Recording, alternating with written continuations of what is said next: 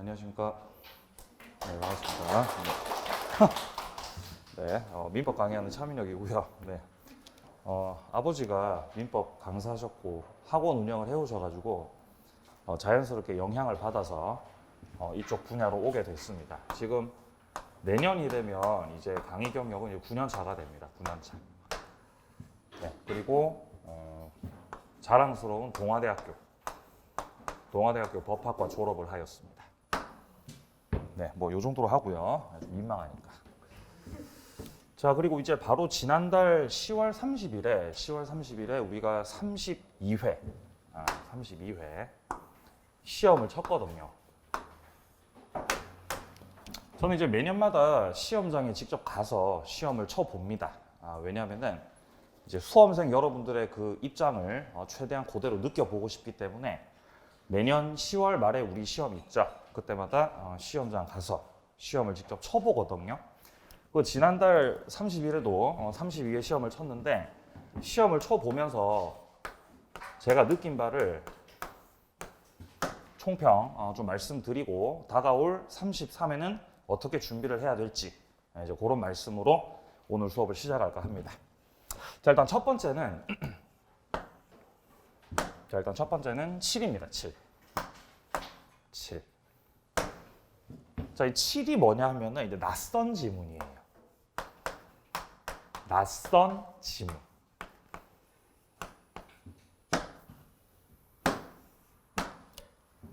자, 민법이 시험에 나올 때 몇 문제가 출제가 되죠? 5문제? 40문제입니다. 민법 40문제 나옵니다. 40문제.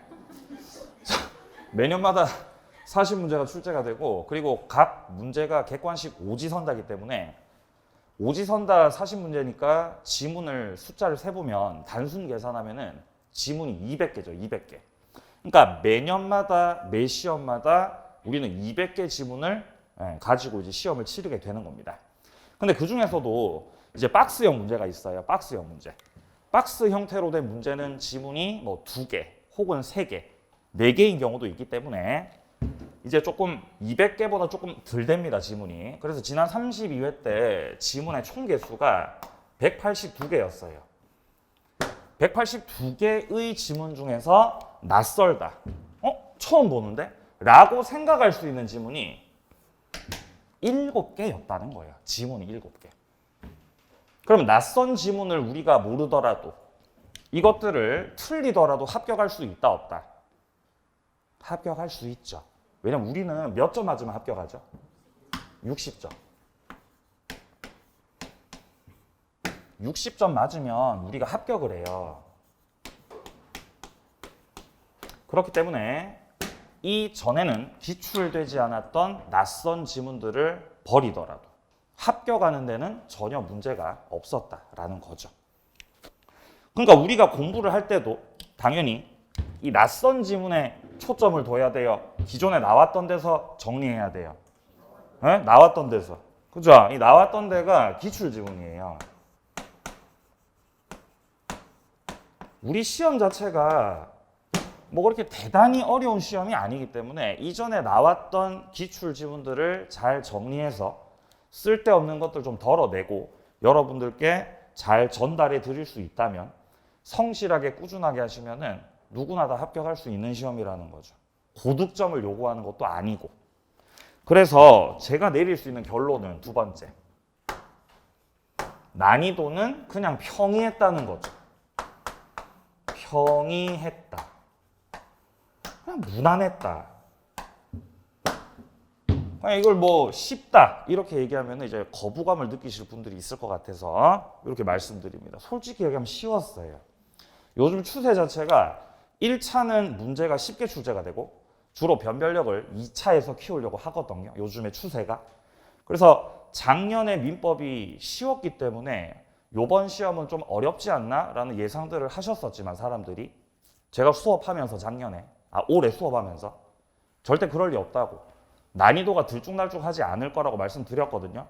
역시 제 예상대로 그냥 평이한 수준으로 출제가 되었다. 근데 이제 여러분들이 인터넷 돌아다니다 보면은 아니 어떻게 그게 쉽냐 어렵다라고 하시는 분들이 있거든요. 어렵다라고 느끼시는 분들은 이 박스형 문제 때문입니다. 박스 형태로 된 문제는 지문 한 개만 몰라도 틀려버릴 수가 있기 때문에 어려움을 느낄 수가 있고, 특히 민법은 이 사례 형태로 된 문제,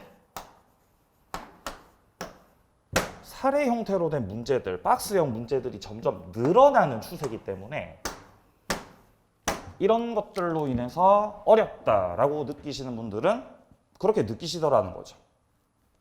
근데 이런 형태가 늘어난다고 해도 결국 우리의 본질은 여기에 있다. 기출 지문만 충실하게 잘 정리하면 충분히 합격할 수 있는 시험이다. 라는 것이 저의 총평이에요. 자, 그렇기 때문에 여러분들이 공부를 시작할 때 잘 잡으셔야 되는 게 있어요. 지나치게 어렵게 공부하시는 분들, 지나치게 체계적으로 하려고 하시는 분들, 그리고 시험에 나오지도 않는데 거기에 집중하시는 분들, 안 됩니다. 우리가 준비해야 될 과목이 뭐 한두 과목이면 그렇게 하셔도 되는데, 우리가 지금 2차까지 해야 되기 때문에 과목이 총 6과목이죠. 그래서 해야 될 것들이 많습니다. 양이 많기 때문에 시행착오의 시간을 줄이셔야 돼요. 시행착오를 가급적 덜 하셔야 시간 확보가 되고 2차까지 좀 여유롭게 노릴 수 있다는 것입니다. 그래서 뭐 여러 강사들이 있겠지만 제가 말씀드릴 수 있는 이 참의력의 장점은 시험에 나오는 것들만 엄선해서 제공한다는 거예요. 시험에 안 나오는 것들은 절대 안 합니다. 나오는 것들만 해요. 나오는 것들만. 군더더기 없이 깔끔하게, 네? 간결하게. 네. 좀 민망하네요. 예.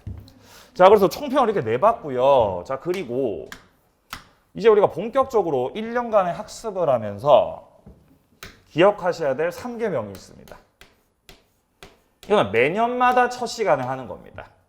3계명, 민법 학습에 있어서의 3계명입니다. 우리가 성경을 보면은 10계명이 있고 그 10계명을 지켜야 되죠. 민법 학습에는 3계명이 있어. 3계명. 첫 번째 1계명입니다. 1. 첫 번째는 복습이에요. 복습만이 우리를 합격으로 인도할 수 있다. 여러분들이 그날 했던 것들을 반드시 복습을 해주시고 내 걸로 만들어야 합격할 수 있습니다. 복습 안 하면 까먹어요. 그럼 복습을 어떻게 하느냐? 복습을 그냥 알아서 하세요. 알아서. 네? 복습을 알아서 하시라고요. 알아서. 그죠? 뭐 학생들이 아니시기 때문에 다 이제 어느 정도 이제 경험치가 있으신 분들이시잖아요. 그래서 자기 스타일에 맞는 복습을 하시면 됩니다.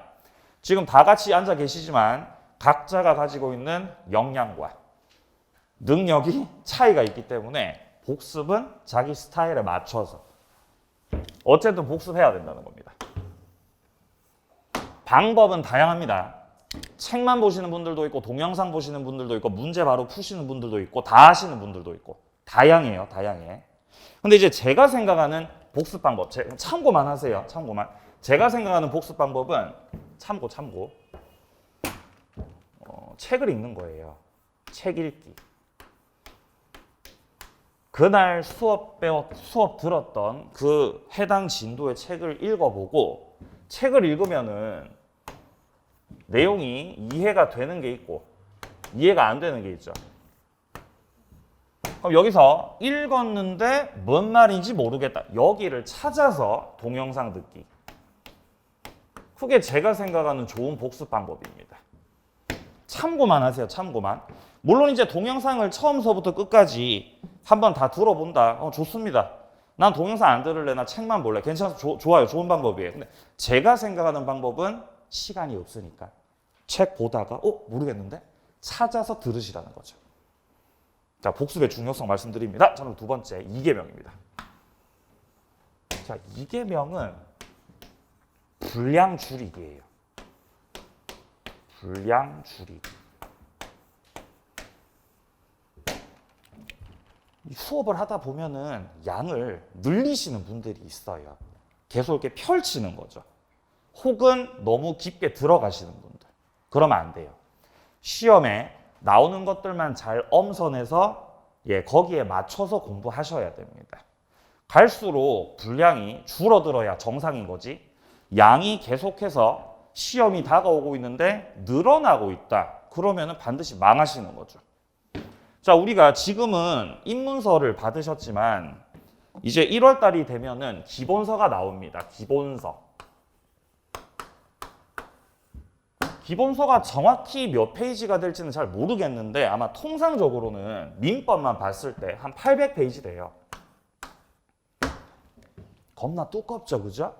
근데 이 기본서를 4월 달까지 보고 5월서부터는 이제 요약집이 나와요. 요약집도 정확한 페이지가 얼마가 될지 잘 모르겠는데 작년 기준으로 말씀드리면 한 150페이지 정도. 양이 늘어요, 줄어요? 줄어가는 거예요. 그리고 나중에 특강하면 특강 자료, 최종 마무리 자료로 들어갔을 때는 40페이지. 갈수록 분량이 줄어드는 게 정상이라는 거죠. 이렇게 분량이 최종적으로 이 정도로는 줄어들어야 시험 치기 전에 한 번 다 보고 들어갈 거 아니에요. 언제 제일 기억이 생생하죠? 직전에 봤을 때. 그때가 제일 생생하죠? 그러니까 시험 치기 직전에 처음서부터 끝까지 다 볼 수 있는 이런 형태 자료도 제공된다라는 말씀 지금 드립니다. 그래서 분량을 이렇게 줄여 나가는 게 정상적이라는 거죠. 그러니까 강의를 하는 사람도 처음에는 기본적 개념들을 설명하기 위해서 내용들을 많이 펼쳤더라도 가면 갈수록 압축시켜서 점점 분량을 줄이게끔 나가야 된다는 거죠. 거기에 맞춰서 따라오셔야 됩니다. 그럼 여러분들은 거기에 맞춰서 이 배신을 때리면 안 돼요. 배신 금지입니다. 배신 금지. 지금은 여러분들이 입문서를 받으셨는데 입문서 몇 권 받으셨어요? 2권. 1차 한 권, 2차 한 권 받으셨습니다. 자, 그리고 1월 달서부터 기본서. 기본서는 과목별로 있기 때문에 6권입니다. 자, 그리고 요약집. 과목별로 나올 수도 있고 1차, 2차 나눠서 나올 수도 있는데 아마 1차, 2차 나눠서 나올 거예요. 2권. 단원별 문제집. 과목별로 나옵니다. 6권. 동형 모의고사 1차, 2차 2권. 각종 특강 자료. 매주 나가는 수업 자료. 전국 모의고사, 기타 등등. 그러니까 우리가 1년 동안 만나게 되는 이 자료의 양이 대단히 방대하다는 거예요. 이거 다 쌓으면 박스 2박스 나와요. 2박스 나옵니다. 근데 여기서 이거를 3박스, 4박스 만드시는 분들이 있어요. 어떻게 늘리는 거죠? 랜드프로에서 제공하는 이 자료에서 더불어서 다른 업체 거, 다른 강사 거 계속 늘어간다는 거죠. 그렇게 하면은 양이 늘어요, 양이 줄어요? 늘어가요. 양이 늘어나 버리는 거예요. 그럼 망하는 거예요. 줄이셔야 됩니다, 여러분들. 그러니까 배신 때리지 말라는 거예요. 여러분들이 공부를 하시다가 공부를 이제 본격적으로 시작하기 전에는 물론 어떤 강사가 나한테 맞을까 이런 것들을 충분히 고민을 해보셔야 되겠지만 일단 선택을 하셨으면은 과목당 그 강사로 가셔야 된다는 거죠. 네. 한 과목당 강사 여러 명을 듣겠다? 그거는 시간 많으신 분들, 1차만 하시는 분들, 2차만 하시는 분들, 그런 분들은 모르겠는데 동차로 준비를 하시는 분들은 야, 그건 오히려 시간 낭비고 내용만 더 벌리는 거라서 합격하고 오히려 더 멀어지게 된다라는 겁니다. 배신 금지입니다. 제 수업을 들어야만 민법을 정리할 수 있다가 아니에요. 지금 제 말은. 제 수업을 안 들어도 돼요. 제 말은 선택을 했으면 끝까지 믿고 가야 된다는 거예요. 예, 그런 게 없으면은 이렇게 저렇게 대강 다리 걸치다가 이도 저도 안 되고 시험 날짜 다가옵니다. 특히 우리 요 학원이 그런 분들이 많이 계셨어요. 이때까지 제가 이렇게 모르는 것 같아도 다 보고 있습니다. 예. 올해도 지켜보겠습니다. 자, 3번째. 자, 3계명은 이론과 문제가 항상 병행이 돼야 된다. 이게 세 번째입니다.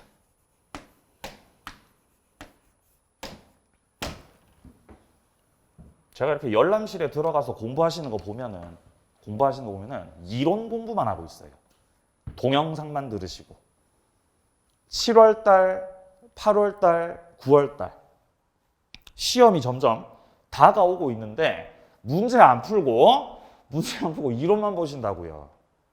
그래서 물어봤어요. 왜 문제 안 푸세요? 물어보니까 이론이 정리가 돼야, 이론이 완벽하게 정리가 돼야 문제를 풀 거 아닙니까? 이러시는 거죠. 그리고 예를 들어서 모의고사 접수를 받고 있는데 모의고사 신청 안 하시는 거예요. 모의고사 왜 신청 안 하세요? 물어보면 뭐라고 할까요? 아직 이론 정리가 덜 돼서, 아직 이론이 정리가 안 됐습니다. 그래서 이론 정리하고 문제 풀게요. 이렇게 말씀하시는 거죠. 아니 그러면 여러분들이 말하는 그 이론이 정리가 되는 게 그게 언제죠? 언제 정리되죠? 언제 완벽하게 이론이 정리가 되는 거죠? 한 10년 들이면, 여러분들한테 10년 들이면 민법을 완벽하게 정리할 수 있겠습니까? 불가능합니다.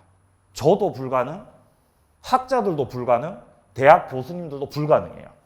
이 학문의 세계라는 거는 들고 파면 팔수록 점점 더 넓은 세계가 나와버리기 때문에 이론을 완벽하게 정리하겠다, 완벽하게, 이것 자체가 불가능하다는 거예요. 안 돼요, 안 돼요. 그러니까 이론을 완벽하게 정리한 후 그 다음에 나는 문제를 풀겠습니다 라고 하시는 거는 문제 안 풀겠다는 겁니다. 제가 들었을 때는. 그래서 이론을 완벽하게 하려고 하지 마시고 어느 정도 정리가 되는 것 같으면, 어느 정도 이론이 조금 뭐 대충 무슨 말인지 알 것 같은데 뭐 그 정도가 되면은 바로바로 문제 푸셔야 돼요. 객관식이 됐든 OX가 됐든 문제 보셔야 됩니다. 우리가 문제를 풀어보면은 맞는 것도 있고 틀린 것도 있을 거 아닙니까? 여기서 우리가 문제 풀었을 때 틀렸다. 이게 내가 모르는 거죠. 내가 뭐를 모르는지 알게 돼요. 문제 풀면. 그러면 내가 모르는 부분을 찾아서 다시 이론 정리하시는 거죠. 이론 공부할 때 몰랐던 것들이 문제 풀면서 오히려 더 선명해진다고요. 그러니까 너무 단계론적으로만 사고하지 마시고 이론과 문제를 항상 적절하게 병행을 해줘야 된다라는 말씀을 드리는 거죠. 그래서 우리 랜드프로에서는 여러분들께 문제를 매 수업 시간마다 제공하고 있죠. 지금도 받으셨죠? 매일 정리 노트, 매일 정리 노트 제공이 됩니다. 진도를 맞춰서 매일 정리 노트가 제공되니까 여러분들이 그날 수업 들으시고 바로바로 접목시켜서 풀어보는 그런 습관을 좀 길러주셔야 된다는 거죠. 네. 그리고 나중에 이제 3월 달부터 모의고사 칠 때도 과감하게 쳐봐야 돼요. 내가 시간 내에 다 풀어볼 수 있을까? 이런 연습을 해가시면서. 여기까지 하겠습니다. 자, 3계명 3개 말씀드렸습니다. 기억해 주세요. 복습해야 된다. 양 줄여야 된다. 문제하고 이론하고 병행하는 것이다. 자, 책 피세요. 자, 입문서 피시고요.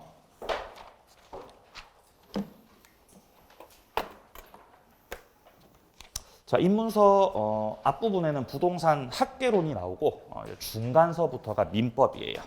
자, 민법이 시작되고 있는 거는 84페이지입니다. 84페이지.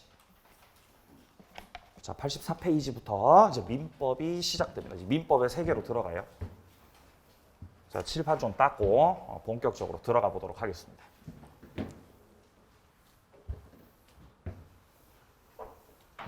자, 일단 우리 책에서, 우리 입문서에서 지금 첫 번째로 말하고 있는 부분은 바로 법률 관계입니다. 법률 관계가 나오고 있어요. 법률 관계. 법률 관계. 자, 법률 관계라는 것이 무엇이냐? 자, 법률 관계라는 것은 한마디로 권리 의무 관계를 말하는 겁니다. 권리하고 의무 관계.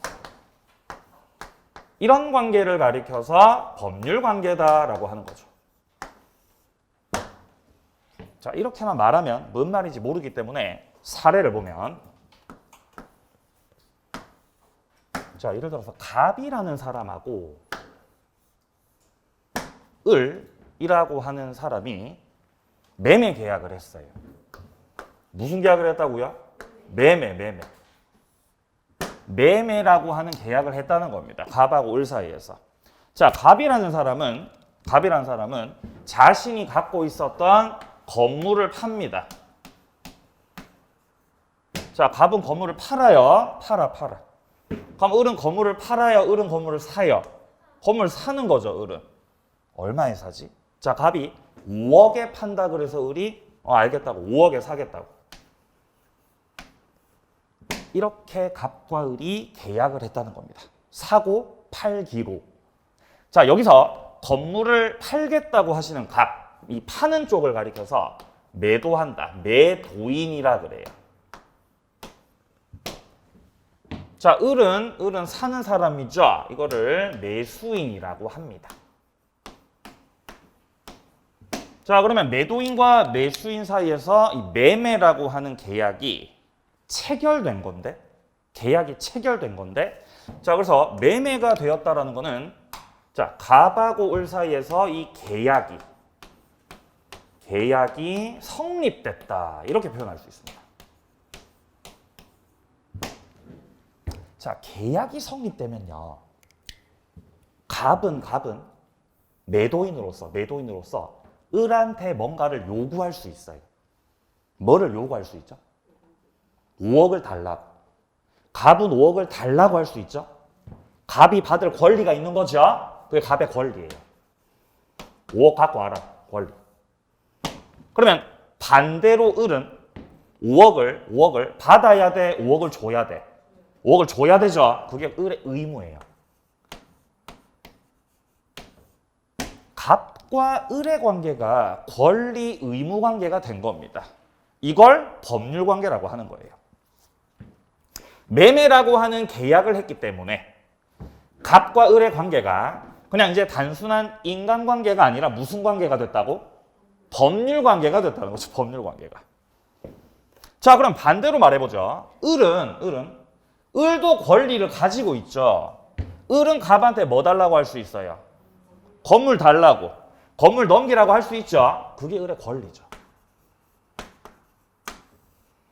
반대로 갑은 건물을 넘겨줘야 돼요. 그게 갑의 의무입니다. 자, 그래서 5억을 기준으로 보든 건물을 기준으로 보든 양 당사자 둘 다 권리, 의무를 다 가지고 있다. 이런 관계, 이게 바로 법률 관계입니다. 네. 그래서 이 권리랑 의무라고 하는 거는 동전의 양면처럼 엮여 있는 거예요. 나에게 권리가 있다는 것, 내가 돈 받을 권리가 있다는 거는 당신은 뭐를 해줘야 된다는 겁니다. 돈을 줘야 된다는 겁니다. 그러니까 내가 가진 권리가 상대방한테는 의무인 거죠. 자, 반대로 내가 현재 지고 있는 의무는 상대방의 뭐가 되는 거죠? 권리가 되는 거예요. 그런 관계라는 거죠. 자, 그래서 동그라미 1번 보세요. 자, 84페이지입니다. 동그라미 1번. 민법 의에서. 자, 민법이라고 하는 거는 평등한 개인과 개인 사이의 법률 관계를 규율하는 규범이다.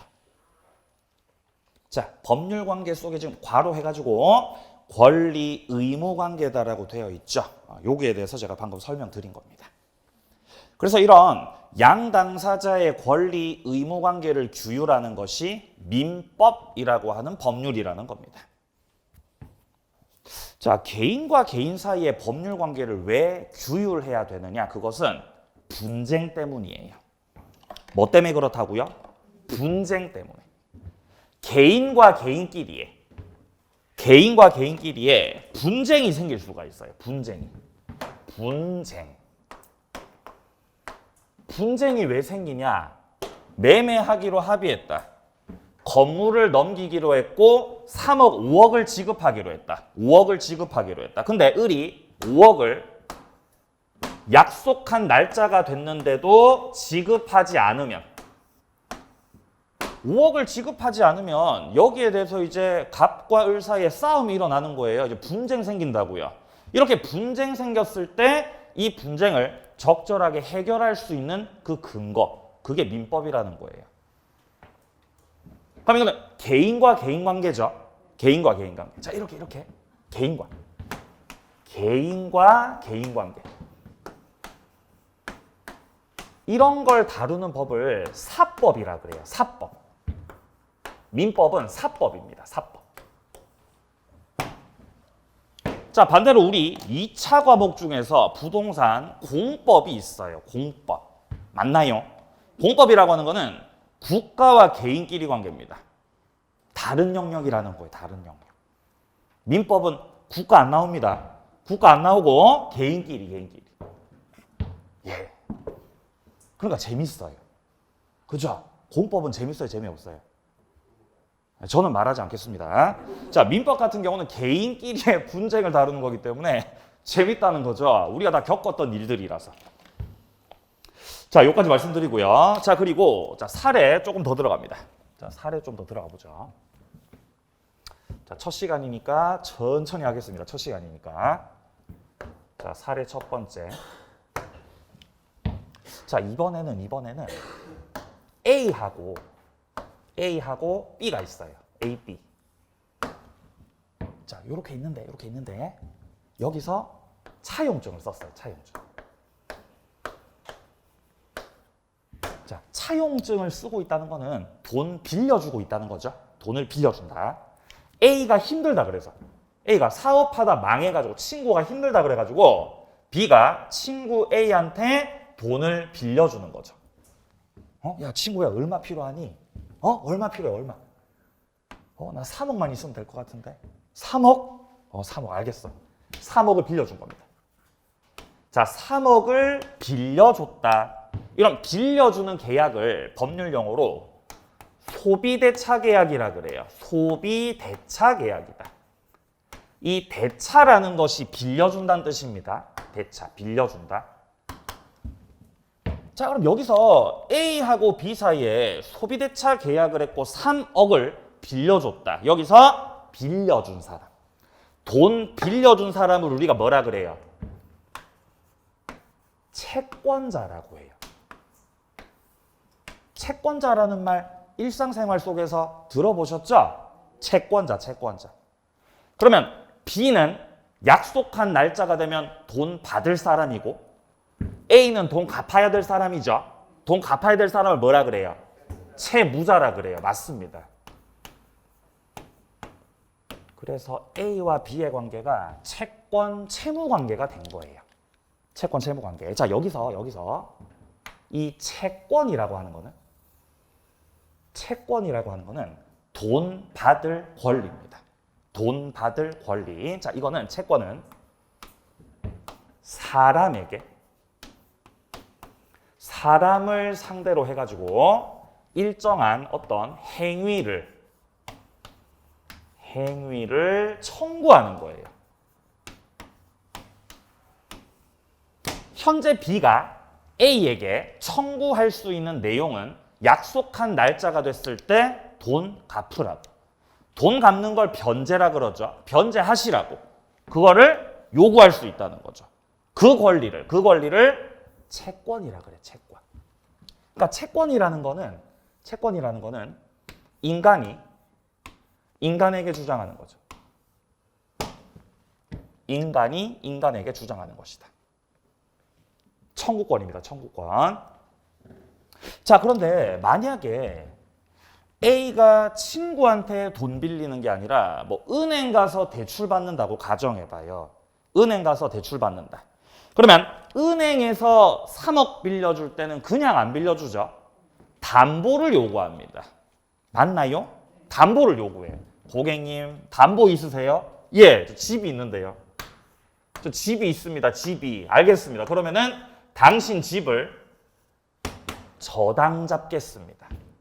돈을 빌려드렸는데 안 갚으실 수 있기 때문에 당신 집을 저당 잡겠습니다. 은행에서는 돈 빌려주면서 저당권이라는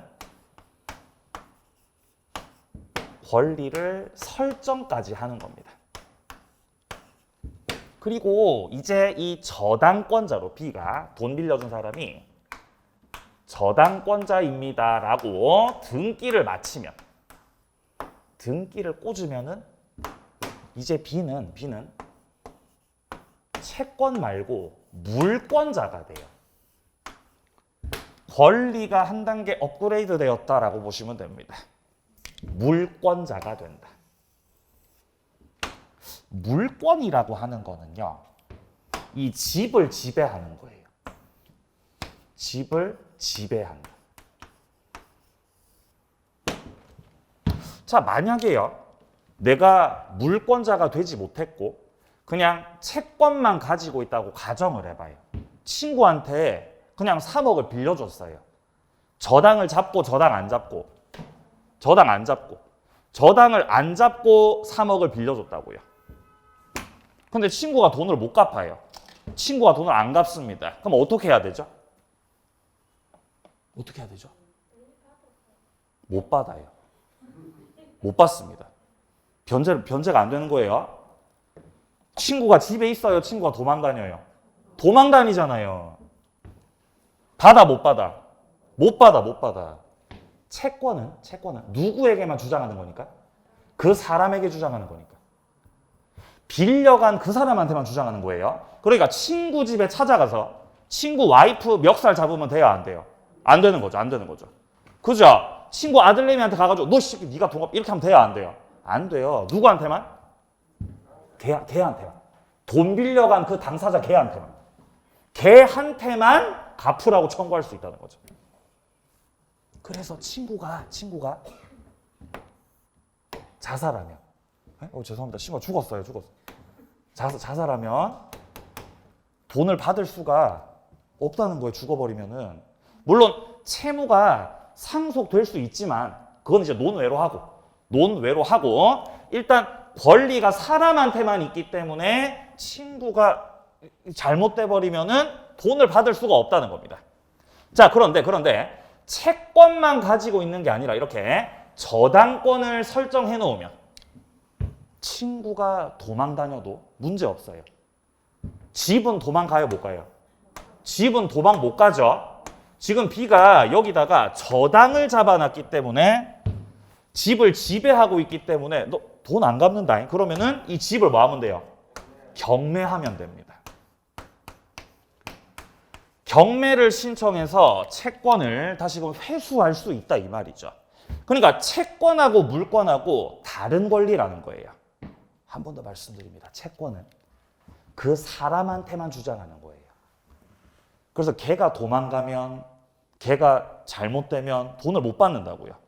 행위 청구권입니다. 자, 반면에 비교해서 물권이라고 하는 거는 사람에게 주장을 하는 것이 아니라 부동산과 같은 물건을 지배하는 거예요. 그래서 물권을 가리켜서 지배권이다라고 하는 거죠. 그러니까 물권은 사람하고 물건끼리 관계입니다.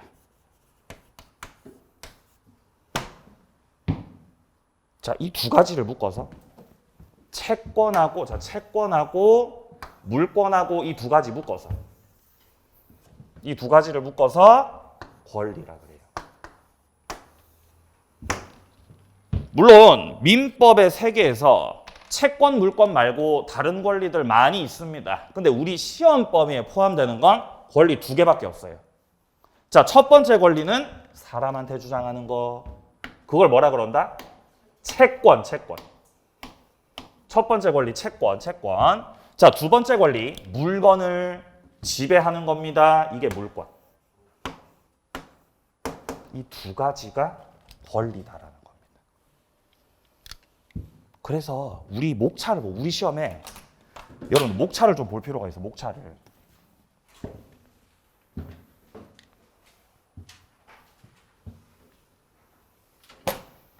우리 시험이 민법이 민사특별법이고 여기 잘 안 되죠, 이렇게? 총 4편으로 구성되어 있거든요. 4편으로. 민법을 4토막 내면은 이렇게 4편이 돼, 4편. 4조각으로 돼 있어요. 여기서 우리 민법 제2편. 제2편에서 규정하고 있는 게 바로 물권법이에요. 물건을 지배하는 권리인 물권에 대해서 구체적으로 논의하는 게 제2편입니다. 그리고 제3편에서 사람에게 일정한 행위를 청구하는 채권을 다루는 거죠. 여기가 채권법입니다. 이렇게 2편과 3편에서 권리 2가지가 나오는 거예요. 물권과 채권. 그리고 물권에도 채권에도 들어가기 좀 애매한 것들이 있거든요. 좀 더 추상적인 내용들, 일반적인 내용들. 그것들은 1편에서 나옵니다. 민법 총칙이에요. 자, 그리고 마지막 4편이 우리 과목 이름이 민법 및 민사특별법이죠. 그래서 마지막에 이제 민사특별법이 나오는 겁니다. 이렇게 몇 편으로 구성된다? 4편으로. 자, 우리 지금 입문서에서 85페이지로 와보세요. 자, 입문서 85페이지 와보시면은 양괄호 2번에 민법 구성이라고 돼 있죠. 자, 동그라미 2번 봅니다. 이 중에서 공인중개사 시험 범위에 해당되는 것은 다음과 같다. 기읍, 밑에 기읍, 총칙. 요게 1편입니다. 총칙, 민법 총칙. 자, 니은 제2편 물권법. 자, 그리고 디귿 보시면 디귿 3편 채권이라고 돼 있죠. 채권법. 자, 여기서 자, 527조부터 553조 여기를 계약 총칙. 자, 그리고 이어서 563조서부터 597조까지 매매 교환, 그리고 밑에 줄에 임대차 나와 있죠. 자, 여기가 우리 시험범인데 채권법 안에 들어갔을 때 우리 시험범에 나오는 것들만 묶어서 계약법이라 그래요. 그래서 3편은 계약법인 거예요. 그래서 이까지가 우리 시험 목차입니다. 목차. 그리고 지금 밑으로 내려오시면은 리얼에서 민사특별법에서 또 5가지 법률들이 열거되고 있습니다. 여기가 지금 우리 시험범이라는 거죠. 예. 자, 민법 총칙에서는 10문제 출제됩니다. 10문제 출제, 10문항. 자, 그리고 물권법에서 14문항. 많이 나오지요? 자, 그리고 계약법 10문항. 민사특별법 6문항이 출제됩니다. 이렇게 해서 총 40문제가 출제되는 거예요. 우리 시험에서. 지금은 우리가 입문 과정이기 때문에 좀 디테일하고 세세한 것들을 다루는 것보다 이렇게 틀을 잡고 목차를 잡고 틀을 잡고 이제 공부하는 그 적응 단계. 적응하고 1년 동안 해나갈 어떤 그 뼈대를 잡는 그런 과정이라서 이런 목차들을 잘 잡아주셔야 돼요. 이 과정에서. 나중에 이제 1월달, 뭐 3월달 이럴 때가 되면은 그때는 이제 할 것들이 많기 때문에 이렇게 세세하게 이런 틀을 말씀을 못 드리거든요. 지금 잘 잡아두셔야 돼요. 자, 여기까지가 목차였습니다. 자, 그리고 이제 밑으로 조금 내려와 보시면은 자, 2번에 법률관계 변동이라고 되어 있습니다. 변동. 자, 일단 칠판 좀 닦고요. 자, 현재 우리가 보고 있는 내용이 1, 2, 3, 4편 중에서 민법 총칙입니다. 여기를 지금 보고 있어요. 여기. 지금 현재 민법 총칙을 보고 있고요. 그리고 이제 이 민법 총칙 안으로 좀 더 들어가 봐야 되겠죠. 자, 민법 총칙 안으로 들어가게 되면은 민법 총칙 안에 총 6개의 장이 있습니다. 6개 장들이 있다. 민법 총칙 안에. 자, 민법 총칙 안으로 들어왔을 때 제 1장에서 나오는 게 권리 변동입니다. 권리의 변동. 이 권리 변동이 지금 여러분들 보고 계시는 여기서부터 나오는 거예요. 지금. 자, 두 번째. 법률 행위.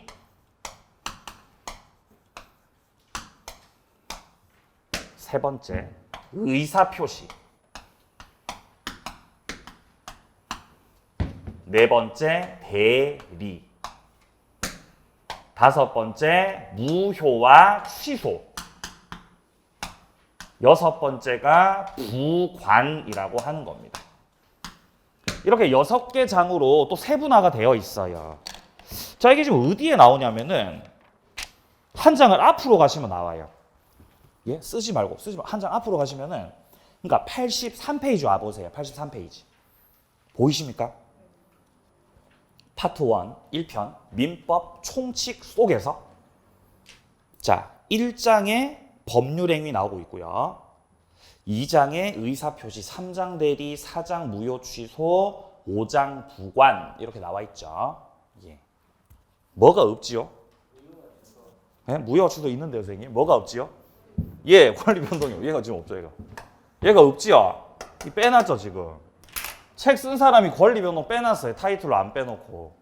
왜 그런지 아세요? 잘 안 나오니까 시험에. 10년에 한 번씩 나오거든요. 네, 이렇게 목차 잡으세요. 자, 그리고 이제 85페이지로 다시 돌아옵니다.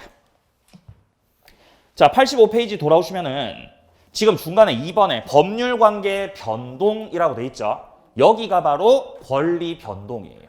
제가 칠판에다가 쓴 권리 변동입니다. 네, 천천히 할게요. 천천히. 네, 첫 시간이니까 천천히. 그리고 입문 과정에서는 쉬운 것들을 다룰 거예요. 입문 과정에서는 쉬운 것들을 다룰 테니까 쫄 필요 없어요. 어려운 거는 나중에 할 거예요. 나중에 어려운 것들은. 어려운 거 지금 하면 안 됩니다. 지금 어려운 거 하면 어떻게 되죠?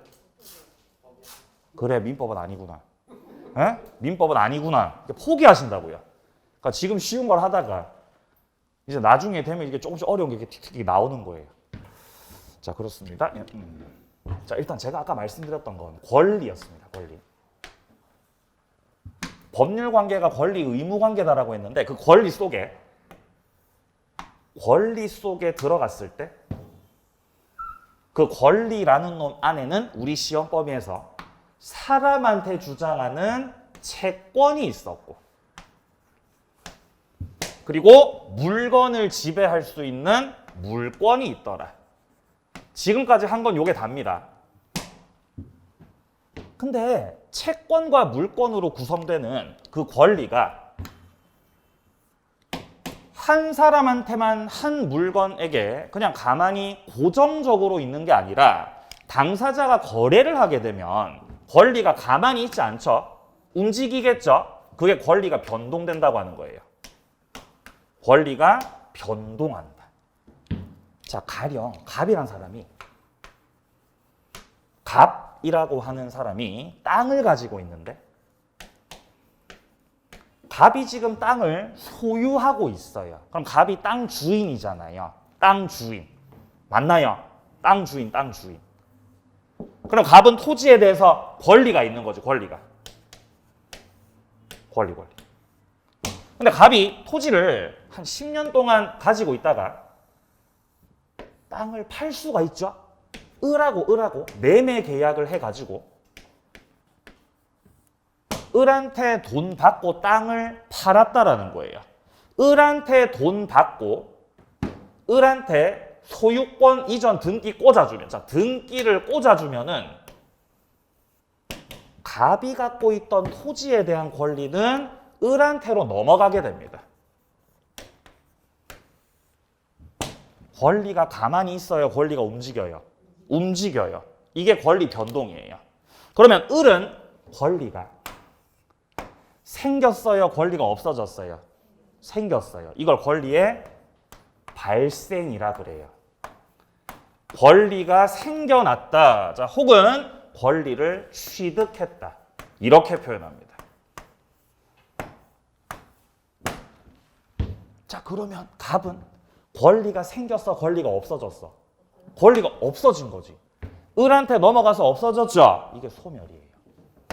권리가 소멸해버렸다. 자, 그리고 땅 주인이 원래 갑이었는데 땅 주인이 을로 바뀌었다. 주인이 을로 바뀌었죠? 이게 권리의 변경이에요. 변경됐다. 자, 이렇듯 권리의 발생과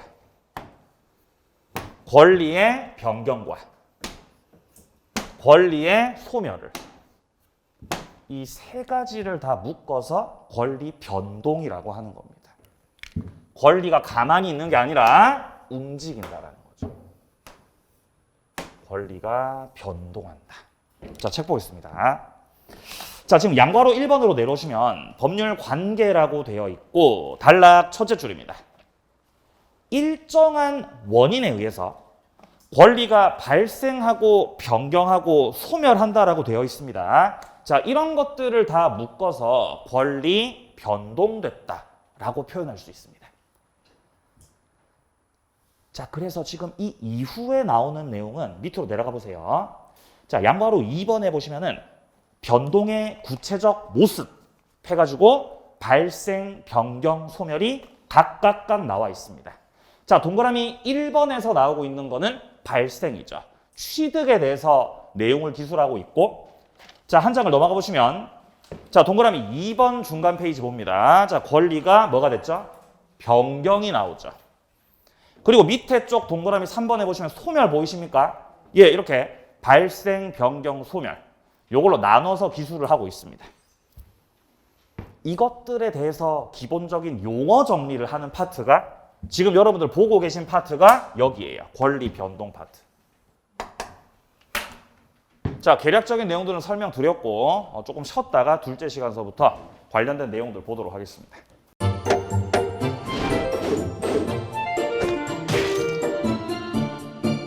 안녕하세요. 공인중개사 민법을 강의하고 있는 양민입니다. 자, 제가 준비한 거는 공인중개사 자료를 쉽게 다운받는 꿀팁을 준비해 보았습니다. 자, 공인중개사를 공부하다 보면 방대한 양의 자료를 접하게 됩니다. 하지만 그것을 일일이 다 출력을 하시거나 보관을 하는 데는 불편함이 따르죠. 이를 해소하기 위해서 핸드폰을 쉽게 활용할 수 있는 꿀팁을 준비했습니다. 네이버 밴드라는 어플을 통해 필요한 자료들을 보거나 다운받을 수 있습니다. 이 네이버 밴드를 활용하는 방법을 하나씩 알려드리도록 하겠습니다. 1단계, 네이버 밴드라는 어플을 다운받습니다. 가장 먼저 안드로이드 버전은 플레이 스토어를 클릭하시면 되겠습니다. 아이폰은 앱스토어에서 하시면 됩니다. 그 다음 검색창에 네이버 밴드를 검색하시고 다운 혹은 설치를 클릭하시면 되겠습니다. 이렇게요. 2단계, 밴드 어플에서 공수모를 검색해 주시면 되겠습니다. 밴드 어플을 누르시면 위쪽 상단에 보시는 것처럼 돋보기 모양의 아이콘이 보입니다. 이 돋보기 부분을 클릭하시게 되면 맨 위쪽에 하얀 공백의 검색창이 생기는데요. 이곳을 눌러서 공수모 이 세 글자를 쳐주시면 되겠습니다. 3단계는요. 해당 공수모 밴드를 들어가 주시면 됩니다. 이 밴드는 공인중개사를 공부하시는 수험생들을 위한 밴드입니다. 수험생들을 위한 시험 정보나 자료가 업로드되어 있어서 공부를 할 때 활용할 수 있는 밴드입니다. 보시는 것과 같이 강의와 관련된 공지사항이나 최신 자료가 다양하게 제공되고 있습니다.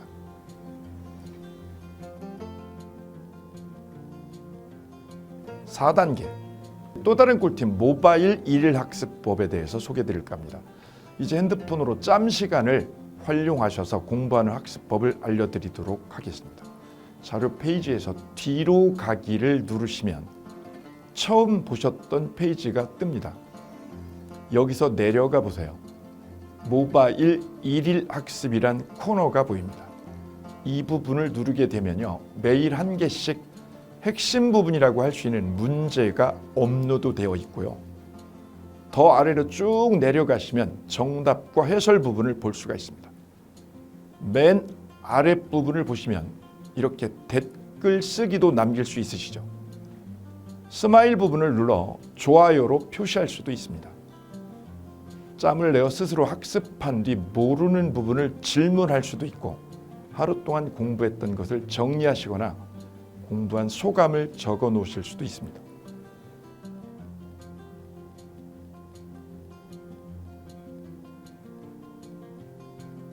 지금까지의 과정과 같이 공수모 밴드에 가입하신다면 다채롭게 업데이트되는 양질의 최근 자료들을 접하시고 활용할 수 있습니다. 꼭 가입하셔서 좋은 자료 많이 활용하시기 바랍니다.